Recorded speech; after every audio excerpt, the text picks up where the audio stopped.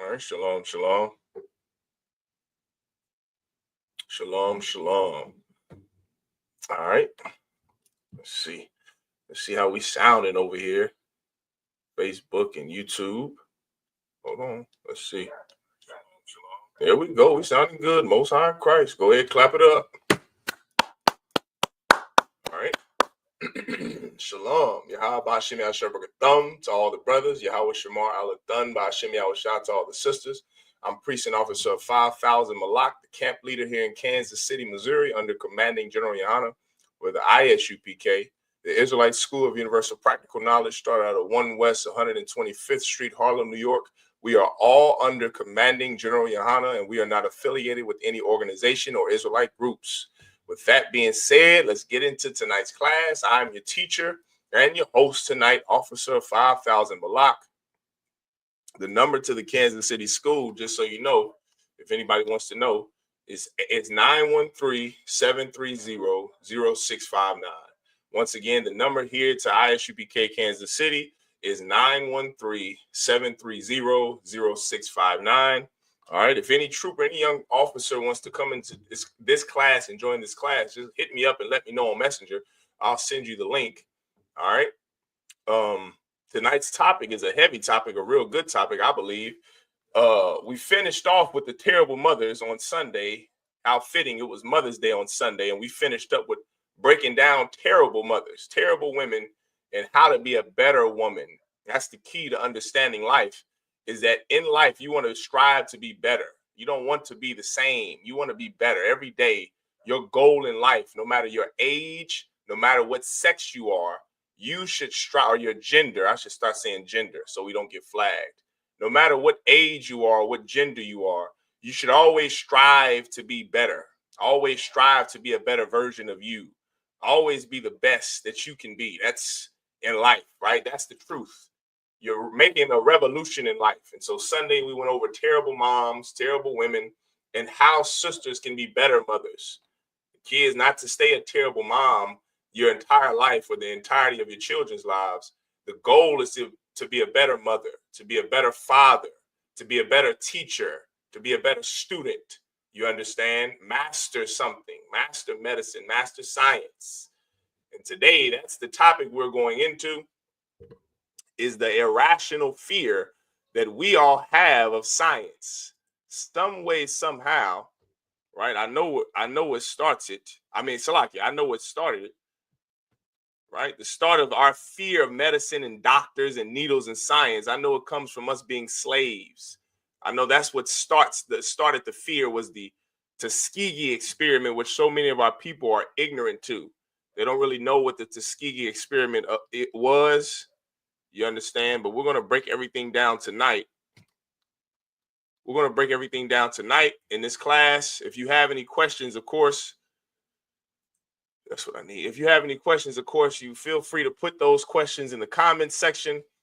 Make sure you like, share, and subscribe this channel, these pages, everything I.S.U.P.K. Kansas City, everything I.S.U.P.K. Make sure you like, you share, and you subscribe, please. Okay, we have the work of the Lord is being magnified in the earth. And that's just what the men above us and the men before us that came before us prayed to the Most High God for. That that the airways be open up, that the Most High God open up the airwaves and the cable access channels and the radio channels so that this truth can spread like wildfire through the earth. And here I am, just Lord allowed, doing my small part, the small brother that I am in this truth, doing my part to push this work of the Lord throughout all platforms so that everything can hear the truth of God, the truth of the Bible. You understand? From the I.S.U.P.K. under command of General Yahanna. All right. So with that being said, we'll go into tonight's class. Go ahead and clap it up. We'll go into tonight's topic. All right. If you have any questions, comments, check in for all of you young brothers and sisters who are trying to earn your Hebrew name. I know that's a rough deal there. That's a rough deal coming into the UPK, earning your Hebrew name for a young sister or brother. But it's well worth it. It's a lot of struggle and sacrifice to show you the kind of life that you're going to live when you come into this school. When you come into the truth, there's war, and you have to prepare yourself for that war and that battle. And this is the right place to do it. This teaches you how to do it for both brothers and sisters alike. This is Tobit. So right now we're going to go into the book of Tobit. All right. We're going to go to the book of Tobit. All right. Chapter 3 and verse 8. And I briefly went over this on Sunday as we were breaking down terrible mothers. I briefly mentioned this and I went over it and kind of broke it down. But I wanted to get into the book of Tobit and the sister, I believe her name was Sarah, that was plagued with the demon Asmodeus. I wanted to get into that very briefly this evening in the class tonight, because it shows our people the kind of the enemy that you face when you have irrational fears. Your irrational fear is a demon. Does everyone know what an irrational fear is? An irrational fear is a fear that is not warranted, right? There's a fear that is absolutely warranted, meaning that you should be afraid. There's a fear that comes with death. There's a fear that comes with losing a loved one. There's a fear that comes with an operation, right? There's you having an open heart surgery, a triple bypass surgery on your heart. There's a fear that's warranted. You should feel that fear.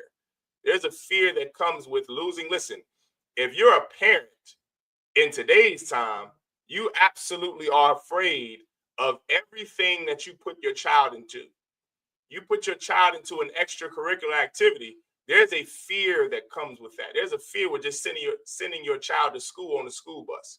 There's a rational fear, which is sending your child every day to school. You're afraid that some oppressor's daughter or son will shoot up the school and unalive your child. You're afraid that your child will be touched by a teacher. There's a fear that comes with being a parent. That's love. That's rational. A fear that comes with, losing a loved one. A fear that comes with death. You're afraid to die. That's rational. That's a rational fear. It's understood. It's understandable why you would have that fear.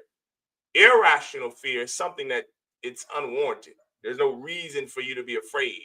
Like medicine and science, something that's proven. There's no reason for anyone to be afraid of medicine and science. It's absolutely irrational. Everyone understand, because there's years of studies that have been done to prove what science and what math and what, they back up. It's proven. It's a proven fact. Like 1 + 1, right? There's a reason why those people who go to school to be a doctor and scientist go to school for so long. So that's irrational for you to be afraid of the vaccinations, for you to be afraid of vaccines, for you to be afraid of needles at the hospital. It's irrational. And so we're going to break down that demon. We're going to break down how to fight demons. We're going to break down that demon of this is something that comes over you that you have to fight. It's the same with any demon of anything. It doesn't just have to be fear. It could be anything. You understand, the demon of the lust to buy prostitutes, the demon of the lust to be a whore, the demon of the demons are everywhere and they're all over you. You understand? And that's why it's so important when you come into the truth, you learn how to fight those demons. And Lord allow, this is a class that will help brothers and sisters to fight the demon of irrational fear when it comes to vaccinations for your children. All right, vaccinations for your kids and science and medicine. There's no reason for you to be afraid of any of those things. Everyone understand? So with that being said, let's get our first scripture. This is Tobit chapter 3 and verse 8. All right. Now remember, as I just mentioned, this was about a sister Mary, right? So like it's Sarah, not Sarah, Abraham's wife, but Sarah right here in the book of Tobit in the Apocrypha. And she was the sister who was plagued with demons. Everyone understand? And so now we're going to read this origin story of how they found out this sister Sarah had demons on her. Everyone understand? This is the book of Tobit, chapter 3 and verse 8. Because that she had been married to 7 husbands, whom Asmodeus, the evil spirit, had killed before they had lain with her. Asmodeus is the demon. That evil spirit is demon. Everyone understand? That's a demon this sister had on her name, Asmodeus. Now, does every demon in the Bible have a name? No. But you know it's a demon when you do something that you don't want to do and you do it anyway. That's a demon. You want to stop smoking, but you keep smoking. That's a demon. You understand? A demon makes you, or not makes you, a demon is on you that convinces you to do something unlawful. And a demon is a spirit, an evil spirit, like it says in the Bible, that forces you, that wants to force you to unalive yourself or unalive someone you love, unalive someone, right? That's a demon's job. You understand? And so now this sister, I believe her name was Sarah. That's what it said in the verse above it. It says that because that she had been married to 7 husbands, whom Asmodeus the evil spirit had killed before they had lain with her. Dost thou not know, said they, that thou hast strangled thine husbands?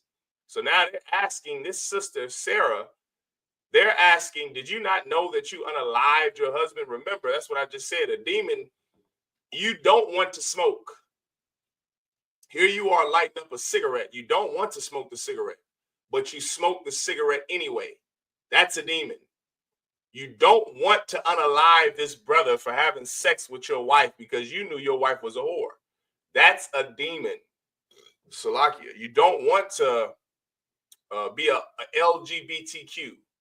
You don't want to live an alternative lifestyle, what the world calls an alternative lifestyle, but you can't help yourself. That's a demon.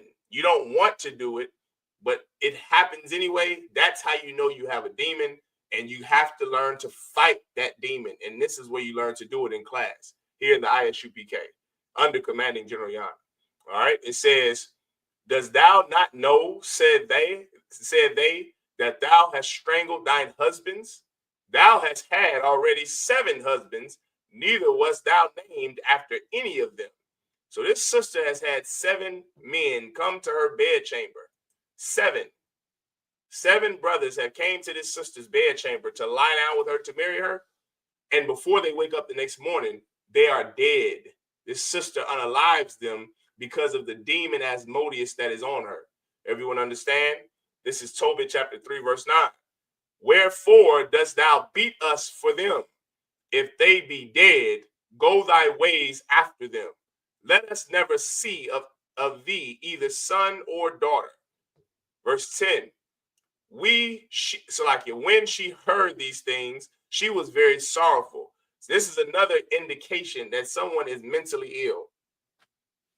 This is another indication of psychosis, of mental illness, of irrational fear, of you give me anything. Give me any mentally ill person. Give me any mental illness. And this is how you know they have a mental illness. There's psychosis, I believe it is. I believe it was psychosis. I was just doing some research and studying up on that. And when I was going over on Sunday about the terrible mothers on Mother's Day, I brought up Diane Downs and what was the other devil's name? Andrea Yates. Andrea Yates was deemed psychologically psychotic because when she unalived her children, you know what she said? Satan told her to do it, that she didn't have control over herself. That's a demon. And this sister here in the Bible, she has that same demon where I don't know what came over me. A lot of you brothers will talk to a woman that you will see how she talks to her children. You will see her abuse her kids. And then you are going to ask her this question. Why did you do that? Why did you smack your son? Why did you yell at your daughter? Why did you cuss your children out? And you know what she's going to say? That same old trope. They always say, I didn't know I did that. What? I did that? I didn't know. That's a sister with a demon on her. She doesn't even know what she's doing. Here she is beating her children, allowing that boyfriend that she pranced around her kids to molest her children. And she years later, is not going to even remember because she had a demon on her, because she has a demon on her. And so many brothers and sisters alike have demons on them, just like that. Well, you don't even know what the hell you're doing. Schizophrenia, paranoia, bipolar disorder. You don't know what came over you. That's a demon, brother. And that's something you're going to have to fight when you come into this school. When you come into the truth, you're going to have to fight those demons. Everyone understand? So that this is the sister with Asmodeus on her. And she says, the Bible says, When she heard these things, she was very sorrowful, so that she thought to have strangled herself. She was so taken over by sadness. I'm going to put it back up there, Salakia. She was so overtaken by sadness that she thought to unalive herself. That's another thing about a demon. It will drive you to the point of depression, which is a terrible demon. Constant sorrow, constant sadness. She didn't even know she unalived these 7 men because of the demon on her. And then when she realized it, when someone told her, guess what she wanted to do? Unalive herself. Unalive herself. And we're going to go into a story tonight that just shows, along with the irrational fear you have of medicine, this is what is on so many of our people. This is what that demon that is on so many of our people, of depression, of sadness, because we're oppressed. We're an oppressed people. And what happens when you're oppressed? You begin to be sad. You're sad. You look at the life of our oppressor. You're a so-called Hispanic brother or sister, and you see the way our oppressor treats you and our people. You see how he treats the Mexicans and the Puerto Ricans and the Dominicans and the Venezuelans, and you look at how he lives. And you see how our oppressor buys mansion after mansion while you're struggling, while you're coming from a hard scrabble background, living hand to mouth, and you're struggling and scraping just to survive. You will begin to be sad and depressed. Now there's an invention called social media. Have you heard of it?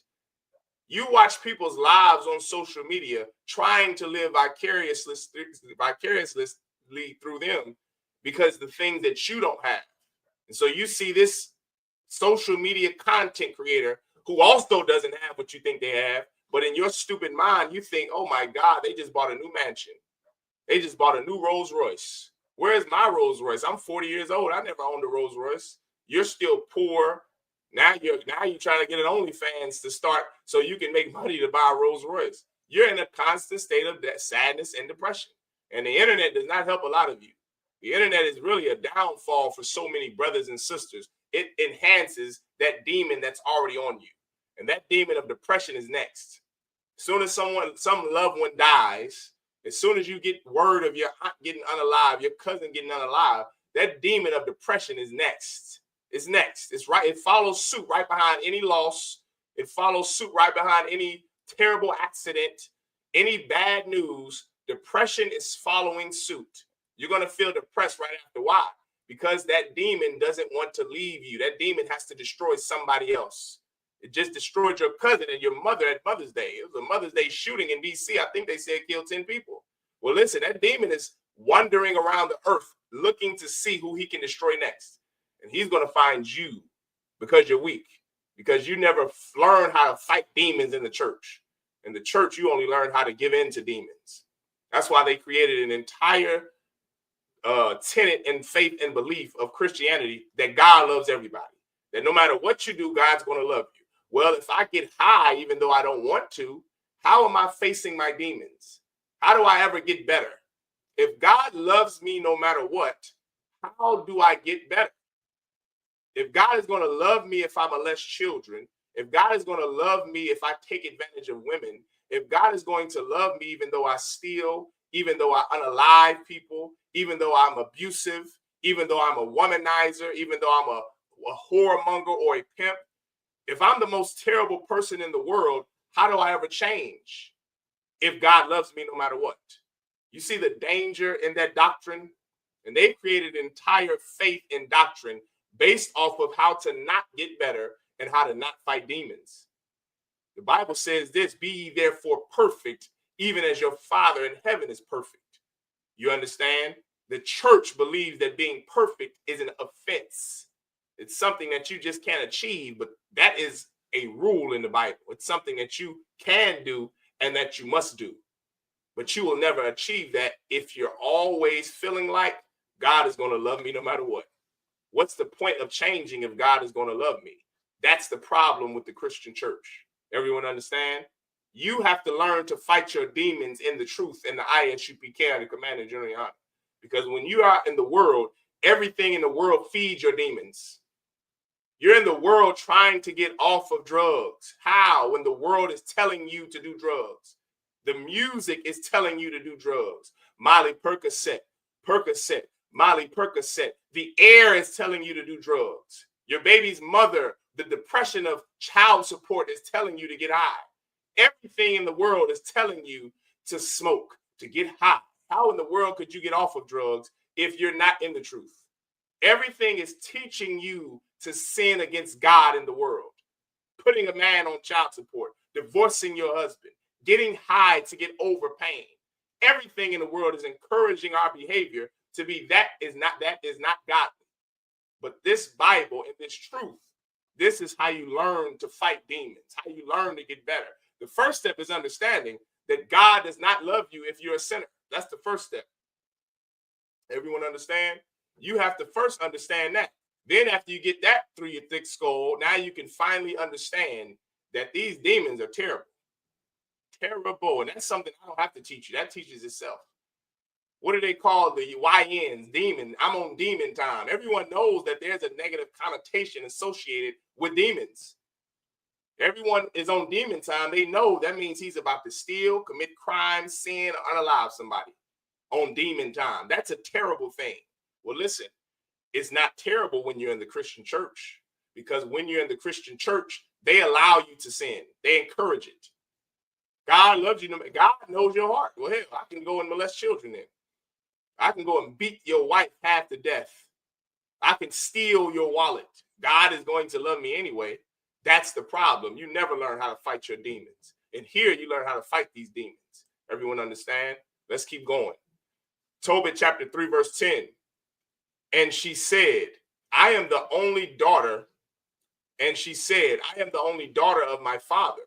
And if I do this, it shall be a reproach unto him. And I shall bring his old age with sorrow unto the grave. You see that? The sister had a little sense.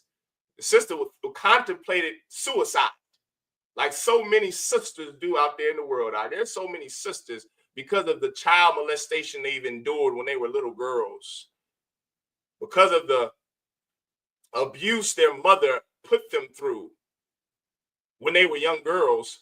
Brother, these sisters are destroyed. So many brothers too. Our people, as a race of people, we're destroyed. Trauma is our lives. Trauma is a demon. And that is our lives. Everything in our life from the time we were born up until now have just been traumatic. And we've made songs off of our trauma, entertainment like Tyler Perry Studios off of our trauma. Our traumas don't get better in the world. They get worse. Everyone understand? They get worse. And so here we are in the truth, fighting that demon for you, trying to help you fight these demons, teaching you to fight these demons. This sister had a little bit of sense. She contemplated suicide like so many of us. And she said, but I'm my father's only daughter. Let's go back. Salakia. She said that I am the only daughter of my father. And if I do this, it shall be a reproach unto him. This will tarnish his reputation. And I shall bring his old age with sorrow until he's already an old man. I shall bring his old age with sorrow unto the grave. Do I want to unalive my older father because of my stupid decision to unalive myself? That is the contemplating. And listen, you know what's so heavy about this, Tobit, what we're reading? This is showing you the conversation. This is how demons operate, brother and sisters. This is what goes on. That demon, Satan, is telling you, you know, you could just get high one time. It ain't going to matter. You could just go ahead and get high. And here you are contemplating to yourself, but now I can't get high. I can't do that because if I do that, then I've sinned and I know sin is wrong. What the hell? God knows your heart. Just get, you see the contemplating is the demon. You're going back and forth in your mind. You're trying to battle that demon, which is good. It's good. What's sad is when you just give in to the demon. When you say, oh, what the hell? Go ahead and fire this blunt up. What the hell? Let me just go rob a few more cats to get a few more. Let me sell some more dope so I can pay for these diapers. When you just give in or succumb to the demon, you lost. But the contemplating is good. You need to go see a priest in the I.S.U.P.K. and you tell them, this is what I've been contemplating. I had this sister, oof, she unalived 7 brothers that were going to be her husbands. that were her husband. She laid down with them in the bedchamber, woke up, and they were dead. You ain't as bad as she was. You understand? Your demon is just getting high and lust. That's your demon. Sisters, your demon is wanting to leave your husband for God knows what reason. For what do they call it? Irreconcilable differences. That's why you want to leave your husband, for irreconcilable differences, whatever the hell that means. You have the demon to want power over your husband, sis. That's your demon. And brothers have a demon of lust. You look at that man's wife and you want to have sex with her. Contemplating is a good thing, but the problem is, because of religion, you end up succumbing to the demon anyway. You understand? You end up succumbing to the demon. But this is at a time where our people had rulership where we lived, somewhat. You understand? It wasn't like in America. This was at a different time in Tobit, the 3rd chapter. We were fighting the Greeks. You understand? Fighting Antiochus, that wicked Grecian king. We were fighting against the Greeks, man. And we were fighting to keep our laws. And so you still had good brothers and sisters who were raising their families up with the law. It wasn't like now. Now in America, no one keeps the law. Everybody follows America. No one follows the God of the Bible. No one follows the God of our forefathers, Abraham, Isaac, and Jacob. You follow your own lust, your own heart, your own mind. Not at this time. And so because of strong fathers that raised their daughters up and sons up in the truth the best they could, this sister had a little sense to understand, I will bring shame on my father in his old age if I commit suicide. There has to be a better option. And that's what is so powerful for our people to understand, is that there is something called hope, brothers and sisters. You have hope. You don't have to contemplate. You don't have to put a noose to your neck or a gun in your mouth. There's hope for you. The grave cannot honor God. There is nothing better than to be alive. You have hope. Just slow down. Just relax. Calm down. Everyone understand? Let's keep going. Then she prayed toward the window and said, Blessed art thou, O Yahweh, my power, and thine holy and glorious name is blessed and honorable forever. Let all thy works praise thee forever. This sister had some sense, man. She had a demon on her, yes, but so do you. But you don't even have the sense to pray to the Most High God of your fathers. She said, Oh, Most High, my power. She's praying into this window. She's facing this window. And she said, Blessed art thou, O Most High, my power, and thine holy and glorious name is blessed and honorable forever. Let all thy works praise thee forever. She contemplating this suicide, and she said, Nah, man, I can't do it. Number one, she honored her father, which is a powerful lesson to teach Black and Hispanic men and women, to honor your father. You understand? She honored her father so much, she said, if I alive myself, that's going to bring shame, reproach on his name in his old age, and I'll bring him down into his grave. That's called, she thought of her father. She honored him. You understand? That's love. So she loves somebody, and she knows someone loves her. Yes, she has a demon. Yes, this demon caused her to unalive 7 men. But guess what? There's hope, brother. There's hope, sister. Do you suffer with drug addiction? Sure you do. Do you suffer with the lust to have sex with whores or promiscuous women? Sure. Are you a sister with the demon of being a promiscuous woman? Sure. But is there hope for you? Yes, there's hope for you. Precept. Whosoever. Let's get that now. You understand? We'll come back to Tobit. Let's get that now. You understand? Because so many times our people think John 3:16 is for our oppressor. But this is what John 3:16 means. Fine, let's go to 3 and 16. This is John chapter 3, verse 16. Give me 1 second. I'll pull it up on the screen.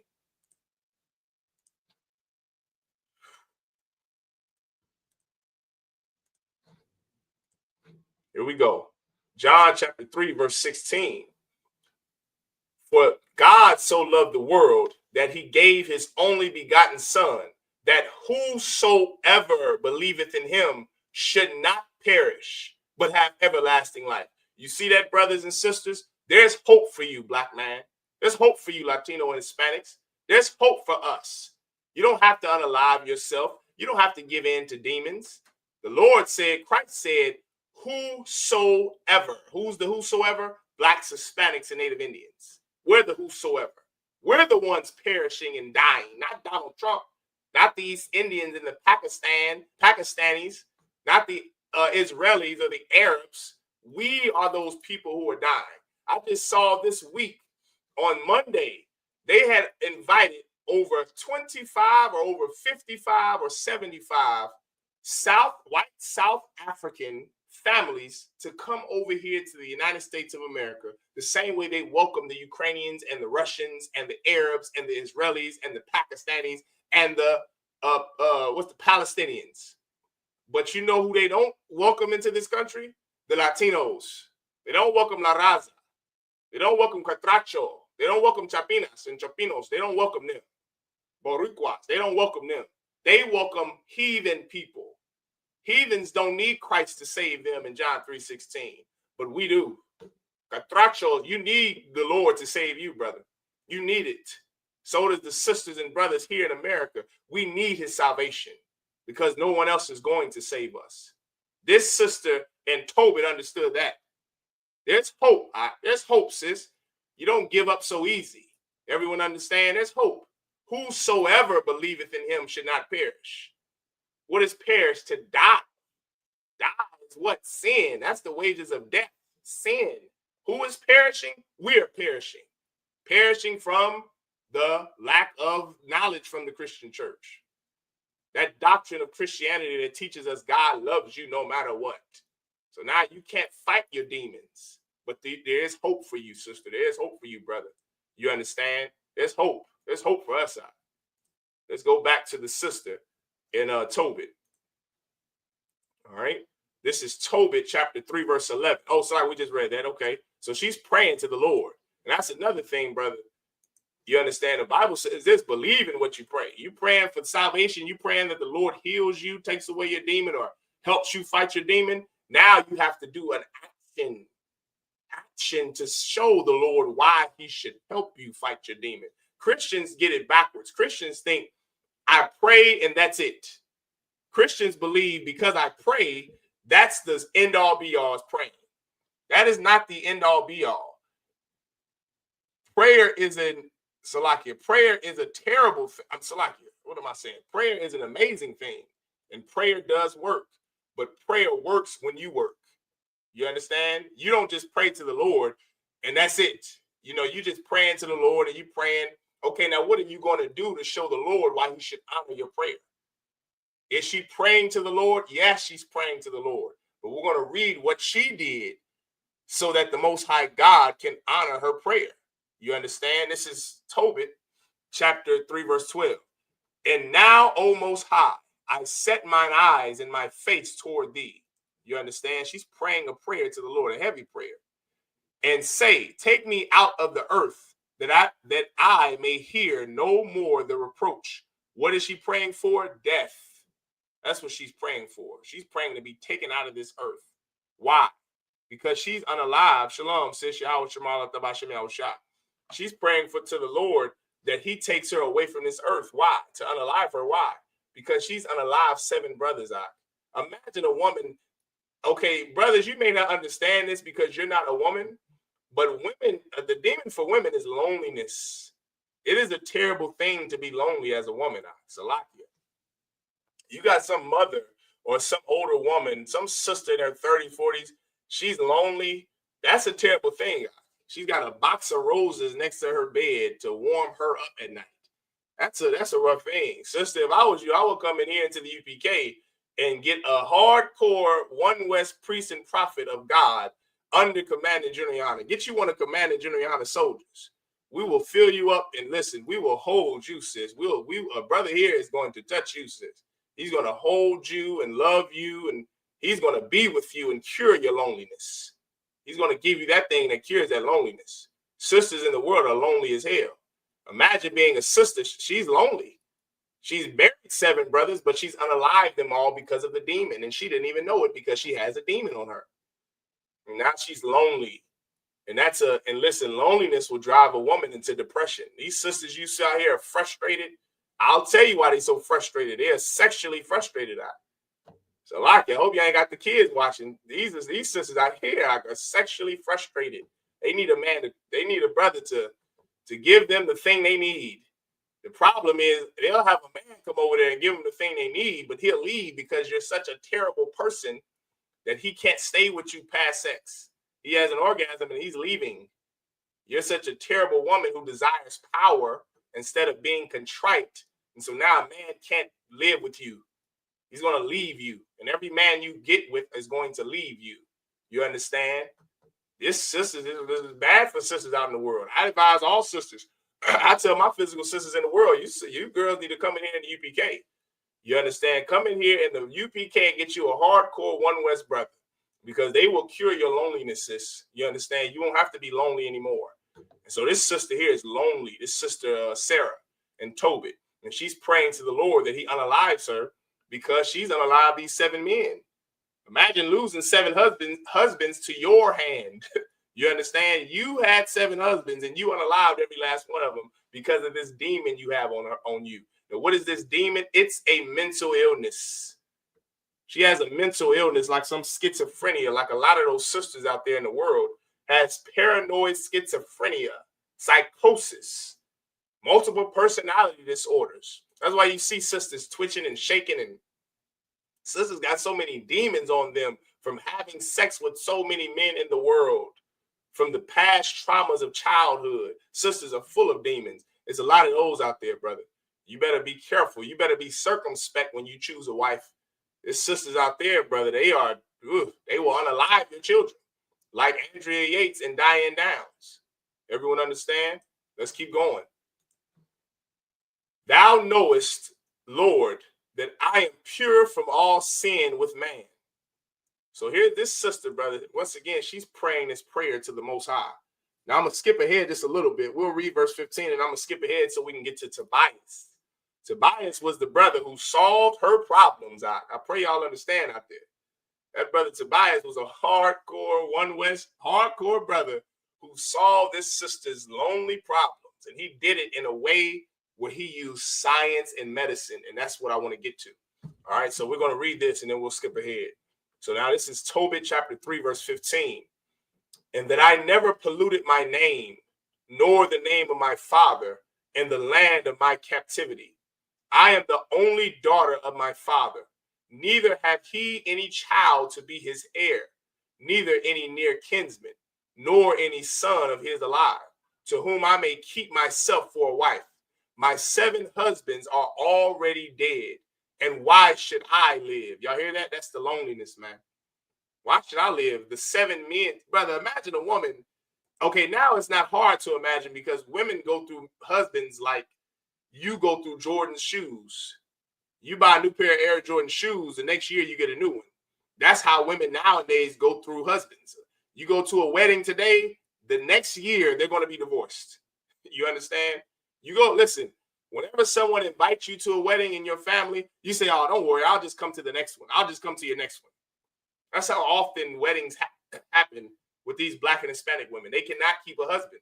Divorce is more prevalent than marriage. You get divorced at a higher rate than you get married. So now you're divorced, you're going to get married again. It's not so uncommon these days for that to happen. But brother, back then, a sister got married 7 different times, 7 different men. That was rough. And on top of all of that, she lost all of her husbands due to them being unalived by her. That is rough, huh? That's a hard thing there. Now, this sister had 7 men, not 1, not 2, not 3, not 4, not 5, not 6, but 7 husbands. And all of them got unalived by her. She is depressed, Doc. You understand? Lonely and sad and depressed, but she has hope. She has hope. You understand? And she's praying to the Lord to help heal her, to help her. That's what she's doing. She's crying out for help. Like so many of our people who cry out for the Lord's help.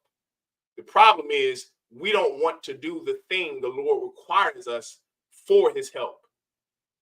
There's the Lord to be safe, to have the Lord's safety, Salakia, to earn the Lord's safety. There's something he requires of us first. God isn't going to save a sinner. That's throughout the Bible. But there's something you can do for the Lord to see you and say, you know what? He needs help. She needs help. They need help. Let's keep going. Let's see. But if it please not thee that I should die, command some regard to be had of me, and pity taken of me, that I hear no more reproach. Brother, you can't help but damn near feel sorry for this sister, man. This sister has this demon, like so many of our sisters, and she's trying to fight this. She's trying to fight, unlike a lot of those sisters who have demons in the world. A lot of these sisters with demons in the world, they are not trying to fight those demons. Sad to say. But most of these sisters just give in because of Christianity, because of America. America enhances that sin. It enhances that demon.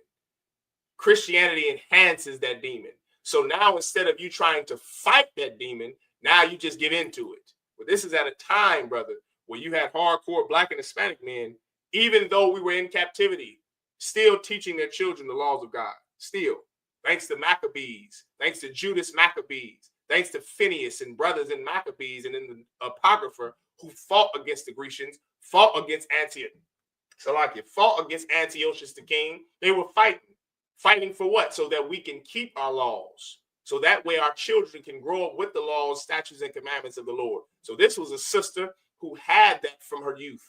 She learned from her hardcore Black and Hispanic father, this is what a woman's supposed to be. This is the laws that we are supposed to follow. This is the God we pray to. This is our language. Everyone understand? She had that. So she's doing the best she can. She unalived these 7 men, her 7 husbands. She's going to prayer. She's asking God to have pity on her. That's key. There's something, brother, called being contrite. Sisters should look that word up. I'm going to name a sister that one day. It's a lot. I'm going to name a sister contrite. What is contrite in the Hebrew? I'm going to ask Officer Hazaha. I forgot to look it up before tonight's class. I forgot what it was in the Hebrew, contrite. That's a beautiful thing for a sister, to be broken and contrite and just in need of someone to save her. Some gallant brother to come and save her. That's a beautiful trait in a woman, to be contrite. This sister is contrite. She's given up. She's damn near on the brink of giving up. But she knows the God of her forefathers will hear her prayers. Everyone understand? Let's keep going. So the prayers of them both were heard before the majesty of the great power of the Most High. You understand? Let's keep going. I'm going to get to Tobias now. Everyone just bear with me. Oh, let's go. Let's get to Tobias. All right, so Lockie, just bear with me. Yep, here we go, right here. Here we go. Okay, here we go. This is Tobit chapter 4 and verse 2. And said with himself, I have wished for death. Wherefore do I not call for my son Tobias, that I may signify to him of the money before I die. So this was the father, I believe Ragul was the brother's name, his dad's name, or the brother's name. It was her father, his father.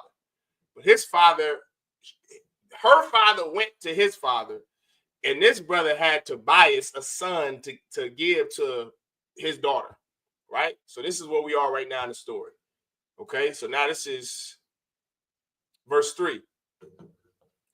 And when he had called him, he said, my son, when I am dead, bury me, and despise not thy mother, but honor her all the days of thy life, and do that which shall please her, and grieve her not. Okay, we're going to skip ahead just a little bit. Remember, my son, that she saw many dangers for thee when thou was in her womb, and when she is dead, bury her by me in one grave. That was also another common tradition amongst us. A common tradition is when we die, we want it to be buried with amongst our loved ones in our family. You had a rib or 7 ribs or 18 ribs, all of you want to be buried together. It's honorable. You understand? Funeral is not our culture. That comes from the Romans. That word funeral is to burn. And they would burn the body, what you today call what you put the urns, what do they call it? Being cremated. What you call being cremated, that's an actual funeral. fuel, that's to burn, and that's not our culture because it's not honorable. We salt the body. There's ancient Hebrew oils, ancient Israelite oils we pour on the body. Then we cover the body. We wrap that body up, put salt so that it preserves the body, and then that body goes into the ground to feed the worms. But that spirit lives on. That is our culture. You understand? And so it was also our culture to want to be buried amongst your loved ones, to be buried amongst your wives or your children. It will be like in your will, it will be a request that you would tell your oldest son or whoever was the heir to your family. Put me here in this land. Like how Jacob did. When Jacob died, he said he wanted to be carried to the land of, was it not Goshen? He wanted to be carried, I think it was. He wanted to be carried to the land where his wives were buried. And that's where he wanted to be buried. That's our custom or our culture. Everyone understand? Let's keep going. This is verse 5. My son, be mindful of the Most High, our power, all thy days, and let not thy will be set to sin or to transgress his commandments. Do uprightly all thy life long, and follow not the ways of the unrighteous. Y'all see that? Tonight is the Wednesday night law class. This is my job tonight, is to teach you how to keep the laws of God. By any way I can, teach you how to change your life by keeping God's commandments, keeping his laws, by not being set to sin, by not following the ways of the unrighteous. It is so very hard in a land that is unrighteous to not be unrighteous. I understand. I totally get it, right? You see your mother got divorced. You see your grandmother got divorced. Your cousins get high. Your father got high. Who would think that you wouldn't get high? Hell, your father was a drug addict. Why wouldn't you be a drug addict? But this is what's always important to remember. You are not them. Everyone understand? You are not. I know it's hard, but you are not them. You are your own person. You can make decisions for yourself. You saw the detriment of weed and drugs and pills and crack all throughout your community, throughout your life. How devastating it was for drugs to come into the Black community. You have to make the conscious effort, the moral effort to say, I saw drugs being sold in my community.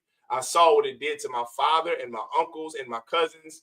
I'm not going to do drugs. I'm not going to sell drugs. Although you live in an unrighteous society, you don't have to be unrighteous with the society. You don't have to be of the world just because you're in the world. You understand? Be not of the world, even though you're in the world. You don't have to live like the Americans live. You don't have to live like the Romans live, like the Assyrians live. You don't have to live like the Egyptians. You can live like an Israelite.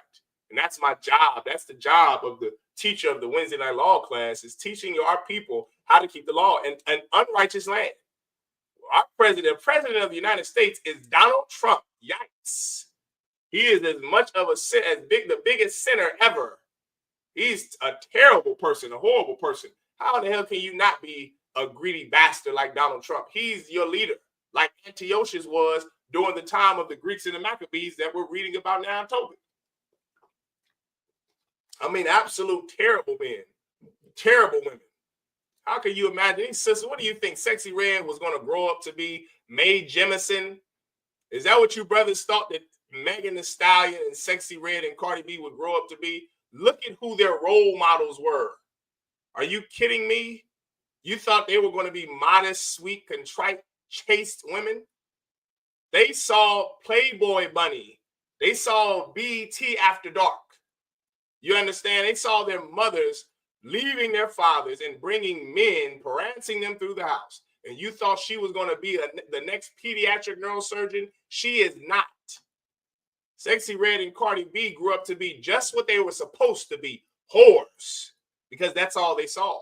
But this is what I'm offering to you, Black man, Hispanic man, Native Indian woman and man and child. You don't have to be what you saw growing up.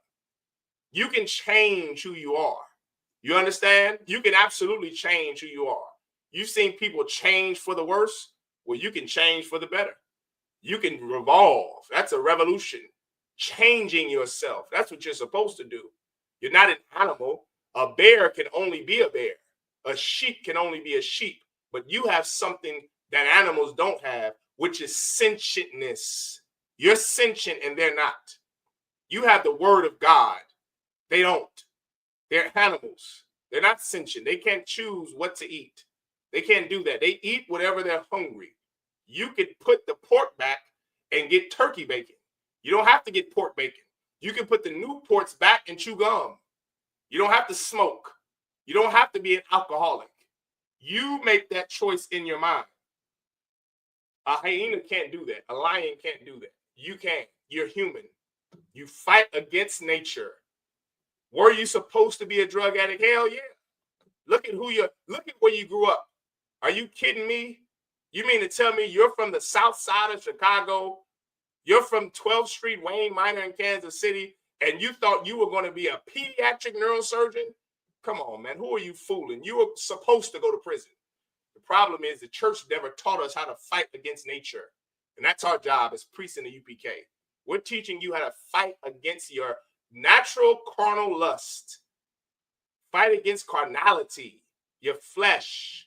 Do you want to have sex with that big booty whore? Yes, you do. It's carnal, but you don't have to do it. And that's the key to understanding keeping the laws of God. You don't have a choice but to keep the laws of God. That's what you have to always remember. If you don't keep the laws of God, death ensues. Now, if you're comfortable with death, then be my guest. Keep getting high, I guess. I guess you're comfortable. Now, listen, when Tyree Nichols unalivers, those 3 black cops were found not guilty and acquitted from all of the crimes and charges, every black, Hispanic, and Native Indian I knew was upset. When next time you pick up a Newport, be just as upset as yourself for having part in Tyree Nichols being unalived. When Sandra Bland was unalived with a shopper's bag in the back seat of a cop car 10 years ago, I don't know a black or Hispanic that wasn't upset.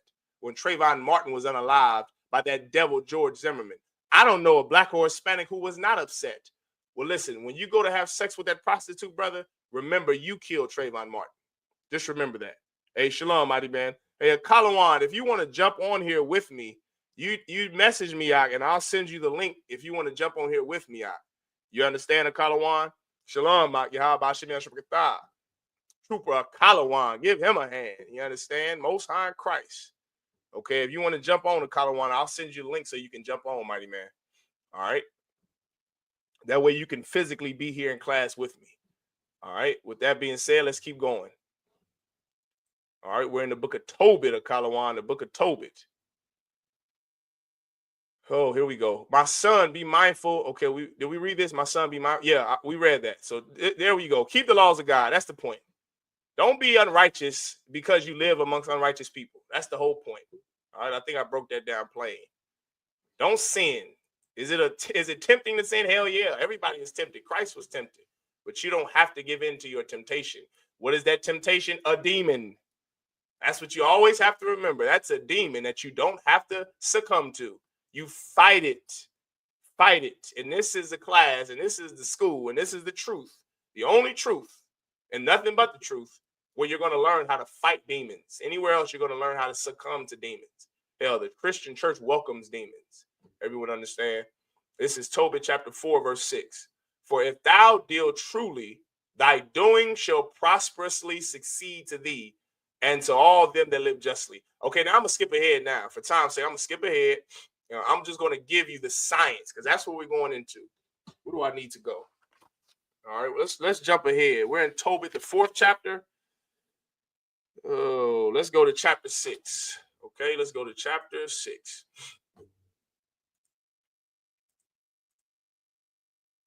All right, here we go. This is what we need right here, brothers and sisters. Let's go to Tobit chapter 6 and verse 1. All right. This is Tobit chapter 6, verse 1. And as they went on their journey, they came in the evening to the river Tigris. Okay, no sweat, mighty man. I see your text message. No sweat out. Brother said he had a slave. No sweat. Whenever we teach class, Kalawan, you want to jump in, me or I.S.U.P.K, you just ask for that link. You understand? It goes for Kunaya, all of y'all brothers and sisters here in Kansas City. That way you can physically be in class. You understand? You don't have to just watch it online. Everyone understand? And that goes to any young officer or trooper that's in any other zone. If you're watching these Kansas City, I.S.U.P.K Kansas City classes, and you want to be in class, All you have to do is ask for that link, and I will give you the link so you can come in class. Everyone understand? All right, this is Tobit chapter 6, verse 1. And as they went on their journey, they came in the evening to the river Tigris, and they lodged there. This is verse 2. And when the young man went down to wash himself, a fish leaped out of the river and would have devoured him. Everyone see this. Now remember, Tobias is the brother that we're reading about right now. We just read the sister who unalived her 7 husbands in the bedchamber. Before the sun rose, they were dead. She killed them. Asmodeus, the name of the demon that was on that sister, that demon unalived those 7 brothers. Well, there was one man named Tobias, and he listened to the voice of the Most High God. He was a young brother who was raised up in the truth, the knowledge and the understanding of the Most High by a hardcore father. And the Bible says that just what we read in 4 and 8 or 4 and 11, that his father taught him to walk in righteousness. What is walking in righteousness? Keeping the laws of God. To walk in righteousness, even though you're in an unrighteous land. To obey the laws of God. To not succumb to sin and to evil and demons. Be a man of character. That's what Tobias was, a man of character. Like the brothers in the UPK. A brother who has character, a brother who is responsible, who will never waver from the law, whether it be from the right or the left. He is going to stay straight on the straight and narrow path. That's who Commanding General Yahanna is raising up in these ranks in the I.S.U.P.K. For the FBI, the CIA, and everyone that watched all of those videos that we flooding the internet with from Hebrew Academy, give them a hand. You understand? This is who we are. We're brothers who are walking that straight and narrow path. Brothers who will not waver to the left or the right. No matter the money, we won't sell out like your leaders did in the Christian church, in the civil rights movement. We won't sell our brothers out like the black Muslims. You understand? We won't unalive each other and hurt each other, but we will be men of character. We will have something called integrity. That's a lost art. When no one is looking, we're going to do what's right. No matter if we're in an unrighteous land or if we're in the kingdom of heaven, we're going to do the right thing. That's the men of God that Commanding General Yahanna is raising up in the I.S.U.P.K. And this brother Tobias was him. That's who he was. He was a brother who was a hardcore brother, young brother. And his father recommended him to marry this sister. Everyone understand? Now, the Bible says that he went down to a river and a fish leaped out of the river and would have devoured him. Let's keep going. Salakia. Then the angel said unto him, take the fish. And the young man laid hold of the fish and drew it to land.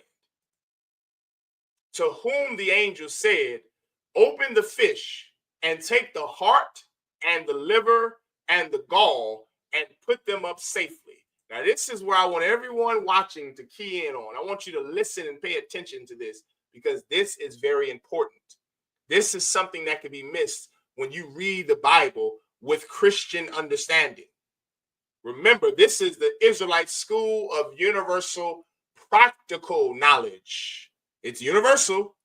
It's practical. You can use it everywhere. You can use it universally.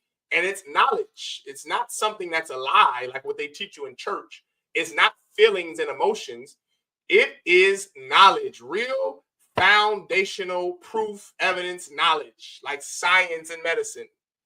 Okay, this is Tobit, chapter 6, chapter 6 and verse 4. The angel told Tobit this. This is an angel of God, to whom the angel said, open the fish and take the heart and the liver and the gall and put them up safely. Now, Kalawan, I have a question for you, brother. You say you watching. I got a question for you. Well, I'll ask you the question after we read verse 5. I ain't gonna do you like that. I'll give you some more time. We're gonna read verse 5. No, I'll go ahead and ask you. Why did the angel of God tell Tobias to take the liver and the gall and the heart and to save it? Why did he tell him that? Does anyone know? It doesn't just have to be the trooper. Does anyone know why the angel of God ordered Tobias that fish that was in that river? He told him to get the heart, the gall, and the liver and to save it. The sister that's watching, the brothers that's watching. Anybody know? Does anybody know the reason why the angel of God told Tobias to get that liver, that heart, and that gall and save it? Does anybody know? I'll give you about 5 more seconds as I take a drink of water. Someone answer this question. I'll see how much you've been studying in your off time. Does anybody know? Answer. Someone answer. Don't all speak at one time. You understand? I got viewers on here watching. Kalawan, do you know? The brother said he had a slave, no sweat. You understand? Let's keep reading. Let's keep going. This is verse 5. So the young man did as the angel commanded him, and when they had roasted the fish, they did eat it. Then they both went on their way till they drew near to Ecbatane. No, that's not it. The brother said, is it because we do not eat those parts? Lie. Remember, if it's a lawful fish, if it's any lawful animal, you can eat the parts of any lawful animal. You understand? You can eat the heart of a chicken. You can eat the heart of a cow, the heart of a bison. You can eat the liver of the chicken. They call them gizzards. They have chicken gizzards, and you can eat chicken livers. I love chicken gizzards and livers.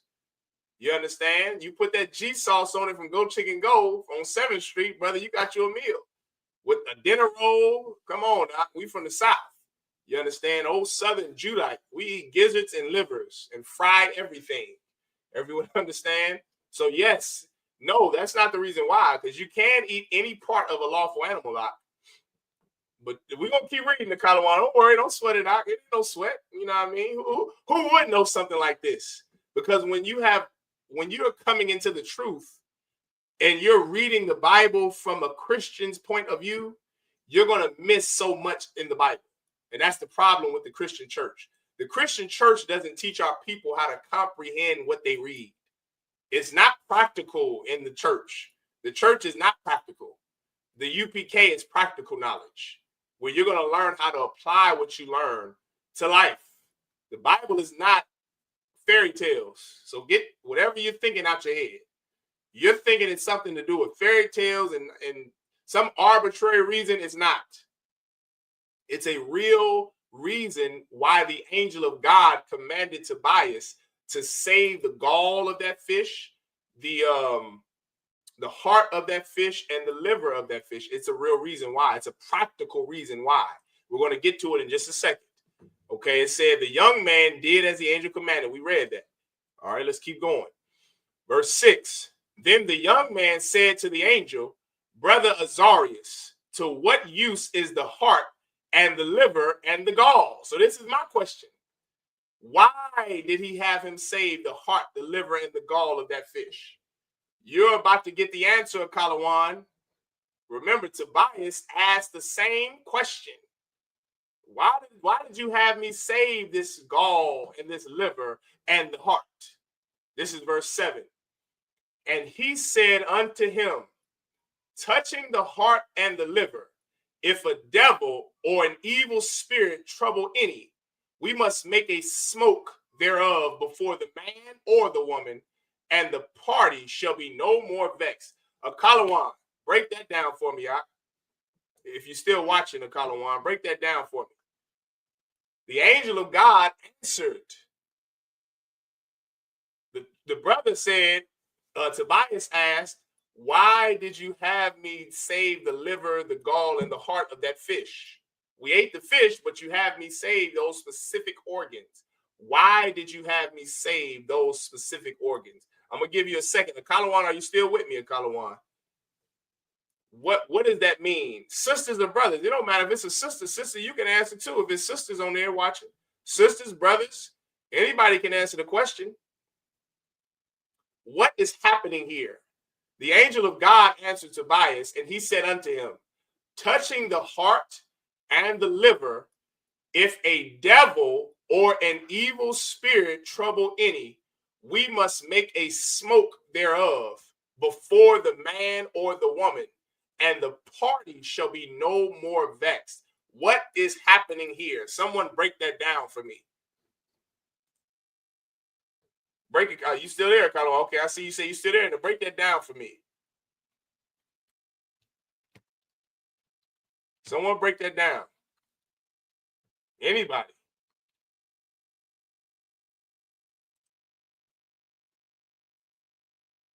Anybody know?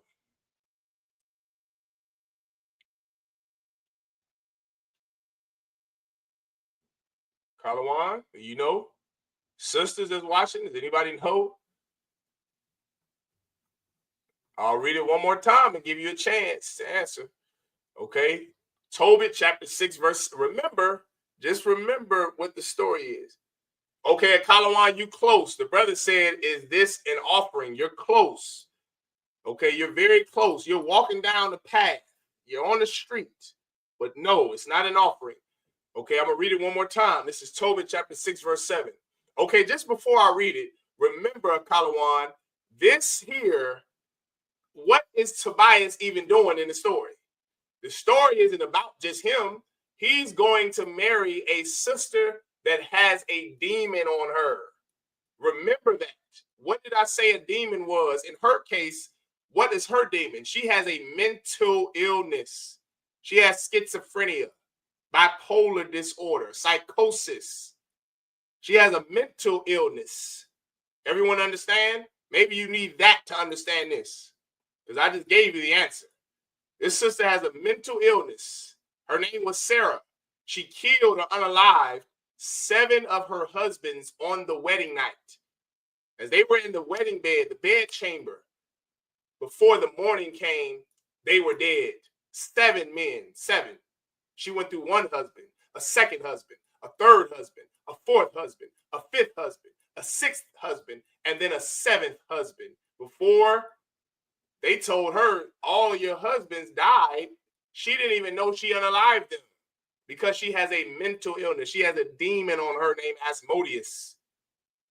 The angel of God told Tobias, touching the heart and the liver, if a devil or an evil spirit trouble any, we must make a smoke thereof before the man or the woman, and the party shall be no more vexed. When you say an offering, a Kalawan, that sounds like hocus pocus. Okay? That sounds like Hollywood. That sounds like Disney Channel doing Halloween. Okay, give the brother a hand. The brother said, so he's casting out demons. Okay, how is he casting out demons? How is he doing it, Akalawan? How is the heart and the liver and the gall of this fish casting out demons? And before you say with the Lord's help, of course, everything is with the Lord's providence. So yes, but I'm almost giving you the answer. How is he casting these demons out of this woman with the gall, the liver, and the heart of a fish? How is he doing it? You said he's casting out demons. Yes, that's true. This is going to cast out her demons, but how is it casting out? What is this? It's a word I need. Maybe you need to look at the title of tonight's class, and then that'll give you the answer. Okay? It's a word I need.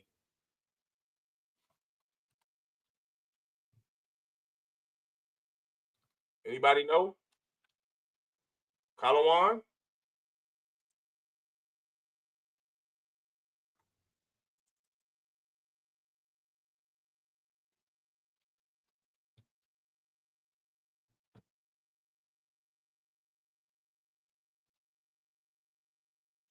Does anybody know?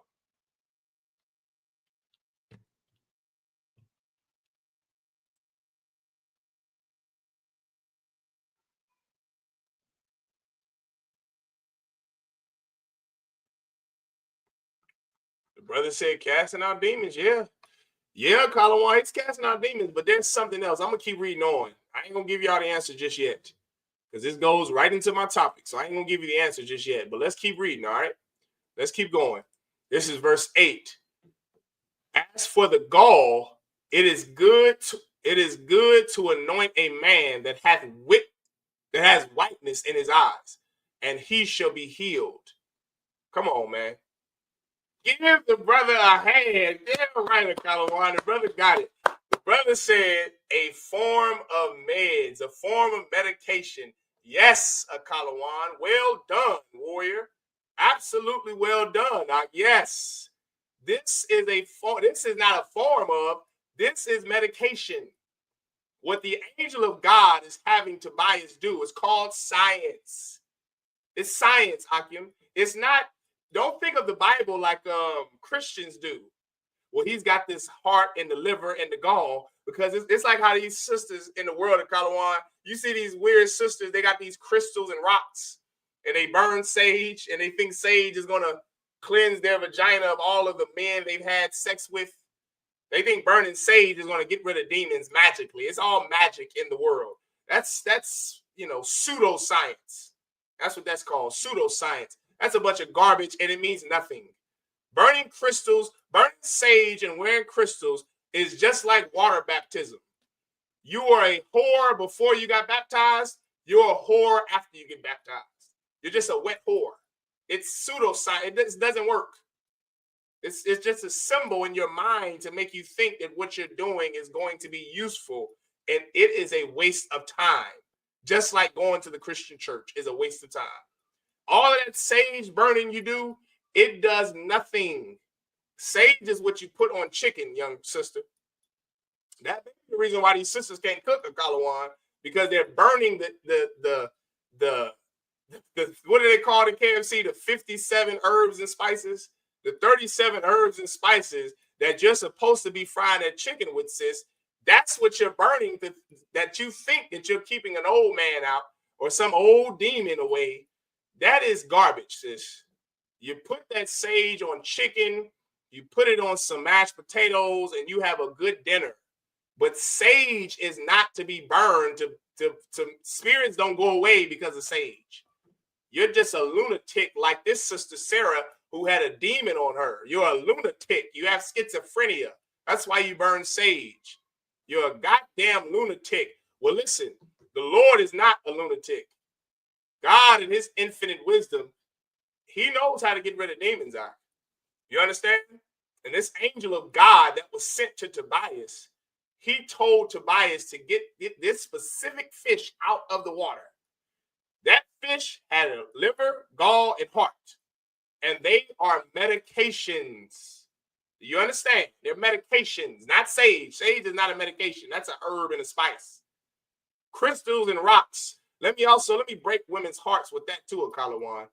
You sisters that put those crystals and those rocks on your skin, it's really not doing anything to your skin. Copper and rocks and sage, it's nothing. It's just like the astrology. I'm a Cancer. That means I fight. I'm a Libra, so I give good head. I'm a Aries. That means I got good vagina. That means my vagina gets extra wet. You're a whore and you're stupid as can be. That is nothing. That is another way. You know what we should look up, Kalawan? Anybody out there can feel free to look up who owns those copper mines and those rock mines that these silly Erykah Badu, I wear copper and burn sage, lustful whores get their copper and their sage from. Let's see if a black woman owns those copper mines. That copper you put on your skin that you think you're cleansing your blood. I heard some sister when I was in the oppressor's military. Kalawan, did you know about women in the oppressor's military? In specific, in Esau's Navy. I was in the oppressor's Navy. And I won't forget I met this sister. She was a bad sister, brother, but she was a lunatic. I got the hell away from her as fast as I could. She used to wear these copper beads, whatever, wristlets, bands. And she would have this copper on her. And I asked her one day, what do you wear that copper for? And she told me, oh, I wear this copper because it cleanses the blood and it opens up the third eye. She was one of those conscious community lunatics that Captain Tazariak destroyed. She was a conscious community lunatic who opened her legs for everybody on that goddamn boat. Her legs were open for everybody. and she wore copper that's supposed to cleanse your blood. Listen, I pray that sister is watching this class today. If that sister was watching this class today, I would tell her, take off all of that copper and close your legs. Closing your legs cleans your blood, not copper. You allowing all those men to have sex with you. That's what gives you HIV. That's a real blood disorder. AIDS, herpes simplex, HPV, human papilloma virus. You having sex with the whole entire command, but you think that copper is going to cleanse your blood. You're a lunatic like this sister Sarah in the book of Tobit, full of demons and schizophrenia and psychosis. That's what she was, a Kalawan. Stay the hell away from them sisters with all that copper and conscious nut, just conscious sage burning, copper wearing whores. That's what they are, whores, lunatics. Well, listen to Kalawan. There was a reason why that angel had this brother use the heart, the gall, and the liver, save it, because it was medication. It was medication. Everyone understand? As for the gall, it is good to anoint a man that hath whiteness in his eyes, and he shall be healed. Now, you're going to need a little, history, I guess, a little knowledge on this. Where do the world's medications come from today? Same brother, Kalawan. Do you know? Anyone can answer. Does anyone know where medications come from today? Obviously, nobody saved the laboratory, because that's where medications are made and synthesized, in a laboratory. It's not a laboratory. I mean, where do they find the plants, the trees, the fishes that create your medicine today? I just gave you the goddamn answer. The fishes, the trees, and the plants in what is that? Not Panama. What is that? That rainforest that's in South America. There's a rainforest in South America where virtually the world's medications come from. It comes from those fishes that are down there, the trees that are down there, and the plants that are down there. Some botanists, some chemists, you understand, they synthesize the things they find to make your allergy medicine, your prescription medications, your whatever medications. That is a real life fact that you can go and look up right now. Okay? This is science, brothers and sisters. This is science. And when they were come near to Rages, the angel said to the young man, brother, today we shall lodge with Ragu, who is thy cousin. He also hath one only daughter named Sarah. I will speak for her, that she may be given thee for a wife. For to thee doth the right of her appertain, seeing thou only art of her kindred. Remember, as our customs, you marry a woman that is bone of your bone, flesh of your flesh. Just like Adam and Eve. The old way to have sex before Adam and Eve was having sex outside of your race. That's what sex was a long time ago, at the beginning of time, since Genesis. But Adam changed all of that. Adam, if you don't know, was the first brother in the truth. And the Lord gave him a sister who also believed what he believed. A sister who was bone of his bone and flesh of his flesh. When else did that happen? Abraham and Sarah. When else did that happen? With Isaac, with Rachel, with Jacob, with Rachel, with Jacob, and with Leah, and who was the other one? Jacob, Rachel. Her name wasn't Sarah. Somebody help me the hell out, man. Rachel, Jacob with his wives. Okay, when he went to see his uncle Laban, that was bone of his bone and flesh of his flesh. Family. That is our way to have sex with your family. And when I say family, I don't mean your sister or your brothers. Okay, I don't mean the children that your parents have. I mean family, Blacks, Hispanics, and Native Indians. You're not supposed to go outside of your race like Kanye West and Shannon Sharp to have sex with a woman. That is unlawful. Sex is had in your family. You go get you one of these bad sisters out of the 12 tribes of the nation of Israel. And that angel of God, he told Tobias, That is what he was going to do. He said, that's your cousin Ragul. And so now he went to Ragul. He spoke to him. He said, for to thee doth the right of her appertain. You have right to this sister because she's your sister. She's your family. You understand? Seeing thou only art her kindred, you are her family. So yeah, you can be her husband. And listen, this angel of God knew that she needed a husband. Why? Because the sister Sarah prayed to the Most High God to give her a husband. She prayed that the Lord, if he doesn't see fit to take her life, that she has hope to have a husband now. Remember, we read that in Tobit chapter 4, verse 8 and 11.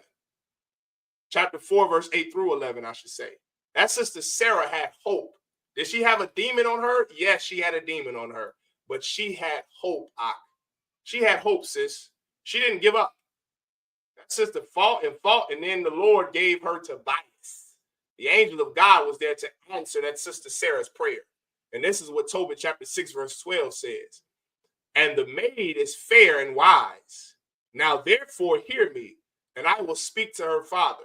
And when we return from raid, listen, that's another, you can look over that when you read this the first time. The angel told Tobias, and the maid is fair and wise. He said, what does the word fair mean? The word fair means beautiful and bad, like these sisters in the I.S.U.P.K, like these Black, Hispanic, and Native Indian sisters. They are bad. I don't know what the hell Shannon Sharp was thinking. That sister that devil Shannon Sharp was with told Shannon Sharp, I can't wait for you to see this booty or smack this booty or something. What booty she was talking about, I don't know, because there was no booty there. Does everyone understand? There was nothing. That's white women are flat as this goddamn table. These sisters, brother, oof. Sisters will do something to you out. They are the baddest woman on the face of the earth, Black, Hispanic, and Native Indian women. And this brother, it's like this angel told Tobias, she's fair, she's gorgeous, and she's wise. Just because that sister got a demon on her don't mean there's not anything there. What you have to do is you have to bring her into the truth, and this sister will change. She will learn how to fight those demons. She will get counseling from the counseling department here in the UPK, and that sister will make a revolution and she will change. She won't be the same woman that you knew her in the world. She had sex with 100 men in the world. She comes in here and is cleansed of all of that. She's had sex with no one. She's a virgin. That's what sisters need. You need the UPK, sis. You need to come in here and change your life. These sisters in the world out there that are fair and that are wise. They are beautiful and they are smart. These sisters in the world have the potential to be Mae Jemison. I don't know what the hell is wrong with them. I don't know why they're not going to medical school. Sis, go to medical school. Go be a pediatric neurosurgeon. Go find out go do a case study on why so many of our children die from sudden infant death syndrome. Go search it out. Go find it out. You sisters have the ability to go be nurses. You got the ability to go be a goddamn doctor. You don't have to do hair and nails. Leave that to a 15-year-old girl in the ghetto. Go be a lawyer and a doctor and a physician. That's what you should be focusing your life on. You sisters have the capability to be so smart and so wise, and you're already gorgeous. All you got to do is just pair that with coming into the UPK. Before you know it, brother, I'm trying to tell you something, Makalawan. I'm trying to tell you something. These sisters flood this school, brother. Ooh-wee. Sisters are gorgeous out. They just have a lot of mental problems that came from the Christian church and the trauma of their Christian upbringing. But when they come into UPK out, if they're willing to fight their demons like this sister Sarah is, or like this sister Sarah did in the Bible, they're willing to change. They'll be an amazing woman in the work of the Lord. Everyone understand? This is Tobit chapter 6, verse 12. And the maid is fair and wise. Now, therefore, hear me, and I will speak to her father. And when we return from rages, we will celebrate the marriage. For I know that Ragul cannot marry her to another according to the law of Moses, but he shall be guilty of death, because the right of inheritance doth rather appertain to thee than to any other. You understand? Let's keep going. Now let's skip ahead just a little bit. I'm gonna get to the end of this. This is good. We need this. We got to read this, Salaki. We can't skip over this. This is chapter 6, verse 13 of Tobit. Then the young man answered the angel, I have heard, brother Azarias, that this maid have been given to 7 men who all died in the marriage chamber. What is Tobias saying? He's a little nervous. He's a little scared, right? You see that bad sister that wear all them she got all that copper on her. The tail, she's got so much tail back there. You see her, but you're scared to death because you know that she comes with a lot of problems. That's Tobias. He's seeing her like, damn. She's bad as hell. She's smart as hell. She's some nurse or pediatric neurosurgeon. She's smart and bad, but her reputation isn't that good, right? I heard that she's unalive 7 of her husbands in the bedchamber. That's what Tobias told his angel, Azarias. He said, listen, brother, I've heard things about this sister you try to marry me to. She's killed all of her husbands, 7 of them. Let's keep going. He was nervous, Salakia. I would be too, Tobias. I would be too. I would be nervous as hell. I know she's bad, but goddamn. Okay, I don't want to die. You understand? I don't know if that tail is worth death. So some of you brothers don't think that. Salakia. Some of you brothers, y'all would die. I see the neighborhoods y'all go into. Y'all risk y'all lives to have sex with a bad sister. I hear you, and that is not me. Salakia. I like my life. I don't know if I would risk it, going to war with, Commander General Yahanna's enemies, but I don't know if I'll risk my life for tail, brother. Okay, this brother Tobias, he's a smart man. All right, so I understand Tobias's pain. Okay, this is Tobit chapter 6, verse 14. And now I am the only son of my father, and I am afraid, lest if I go in unto her, I die. You hear that? He's afraid, brother. That's what I just said. This brother Tobias is scared to death. You mess with a woman with schizophrenia, I would be scared. Some of you brothers, it don't phase y'all. That type of woman will kill you. I know you think it's funny. I know that trope of, man, she ain't crazy, her vagina ain't good. I don't know where that started. Women who are sane have just as good as vagina as women who are insane. I don't even know what in the hell is wrong with you, brothers. What is wrong with you? You're with a woman with paranoid schizophrenia. She has bipolar disorder. Listen, you brothers are rough. You're rough. You're a rough brother to be with a woman like that, because that type of woman will kill you the same way this sister Sarah killed 7 of her husbands because of that demon. She don't even know what she's doing. She doesn't even know what she's doing. She has a demon on her, and that demon needs to be, you need to take her to counsel. You need to get counseling and help so that she doesn't stay that way. You understand? Tobias was absolutely afraid, and he had every right to be. But let's keep going. Let's read what the angel of God told him. Lest if I go in unto her, I die as the other before. For a wicked spirit loveth her, which hurteth nobody, but those which come unto her.